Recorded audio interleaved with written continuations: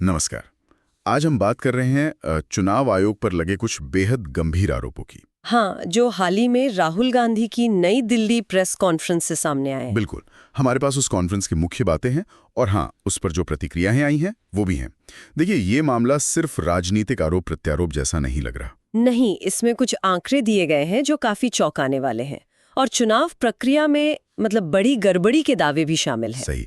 तो आज हम इन्हीं दावों को और जो तथाकथित सबूत पेश किए गए हैं उनको समझने की कोशिश करेंगे और जो प्रतिक्रियाएं आई हैं उन पर भी नजर डालेंगे। चलिए देखते हैं क्या है ये पूरा मामला। सबसे बड़ा आरोप जो लगाया गया है वो है वोट चोरी का। सीधा इल्जाम है कि चुनाव आयोग ने कथित तौर पर बीजेपी के साथ मिलकर मतदाता सूची में हेरफेर किया है। और इसमें खास तौर पर बेंगलुरु सेंट्रल के महादेवपुरा विधानसभा क्षेत्र का जिक्र है। यहाँ एक बात समझनी जरूरी है, चुनाव आयोग एक संवैधानिक संस्था है। हाँ, उस पर इस तरह का सीधा आयोग करना ये अपने आप में बहुत बहुत गंभीर बात है। बिल्कुल, इसका असर सिर्फ राजनीतिक बहसों तक नहीं रहता। नहीं, बिल्कुल नहीं। ये सीधे सीधे चुनावी प्रक्रिया की विश्वसनीयता पर सवाल उठाता है। हाँ, और देखिए, सबूत के तौर पर उन्होंने 6 महीने के एक विश्लेषण का दावा किया है, जिसे काफी पुख्ता बताया जा रहा है।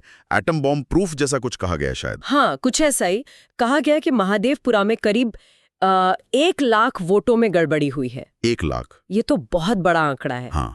और इसके अंदर फिर कई तरह की बातें हैं, जैसे करीब 12,000 डुप्लीकेट वोटर। अच्छा, 40,000 फर्जी या अमान्य पते। 40,000? हाँ। 10,000 से ज्यादा बल्क एड्रेस रजिस्ट्रेशन, मतलब एक ही पते पर बहुत सारे वोटर। फिर 4,000 से ज्यादा अमान्य फोटो वाले वोटर। और करीब 33,000 मामलों में फॉर्म 6 का गलत इस्तेमाल। फॉर्म 6 यानी जिससे नए वोटर जुड़ते हैं। हाँ, वही फॉर्म। और कुछ उदाहरण तो बड़े अजीब दिए गए, जैसे एक जगह पिता का नाम लिखा है DFOGIDF है, ये क्या नाम हुआ? और कहीं मकान नंबर लिखा है 0। यहीं पर मामला थोड़ा पेचीदा हो जाता है। बिल्कुल। अब सवाल ये उठता है कि इन आंकड़ों को कैसे देखा जाए। क्या ये सिर्फ क्लरिकल एरर है, लिखने पढ़ने की गलतियां जो इतने बड़े डेटाबेस में शायद हो सकती हैं? हो सकता है। या फिर ये किसी जानबूझकर की गई धोखाधड़ी का पैटर्न दिखाते हैं? अजीब नाम या पते वो खराब डेटा एंट्री की तरफ भी इशारा कर सकते हैं। सही बात है। और इसे फिर उस दावे से जोड़कर देखना होगा कि चुनाव आयोग जो है वो मशीन पठनीय मतदाता सूची नहीं दे रहा। अच्छा, ऐसी लिस्ट जिसे कंप्यूटर आसानी से पढ़कर विश्लेषण कर सके। हाँ, बिल्कुल। और ये भी आरोप है कि पोलिंग के दिन की सीसीटीवी फुटेज कथित तौर पर नष्ट कर दी गई। ओह। अगर ये बातें सच है तो ये ट्रांसपेरेंसी और किसी भी स्वतंत्र जांच को वेरिफिकेशन को बहुत मुश्किल बना देती हैं। हाँ, ये तो है। अच्छा, इस सब पर चुनाव आयोग की भी तो प्रतिक्रिया आई है। हाँ, आई है। कर्नाटक चुनाव आयोग ने राहुल गांधी से एक हस्ताक्षरित हलफनामा मांगा है। हलफनामा किस नियम के तहत? वो रजिस्ट्रेशन ऑफ इलेक्टर्स रूल्स 1960 का नियम 20(3)(b है। उसमें कहा गया है कि आप इन कथित फर्जी मतदाताओं का पूरा विवरण दीजिए। आरोप लगाया है तो सबूत पेश करें। बिल्कुल। चुनाव आयोग का ये कदम काफी हद तक प्रक्रियात्मक लगता है। वो कानूनी रास्ता अपना रहे हैं और एक तरह से गेंद वापस राहुल गांधी के पाले में डाल रहे हैं कि भाई आप सबूत लाइए। और साथ में शायद कोई चेतावनी भी दी है। हाँ, उन्होंने भारतीय न्याय संहिता 2023 की धारा 227 का हवाला दिया है और कहा है कि अगर ये घोषणा झूठी निकली तो कानूनी कार्रवाई हो सकती है। अच्छा, यानी मामला गंभीर हो सकता है अगर दावे साबित नहीं हुए। बिल्कुल। ये रणनीति हो सकती है कि बहस को राजनीतिक आरोपों से हटाकर कानूनी और तकनीकी सबूतों पर लाया जाए। दूसरी तरफ बीजेपी का भी तो कुछ कहना होगा इस पर।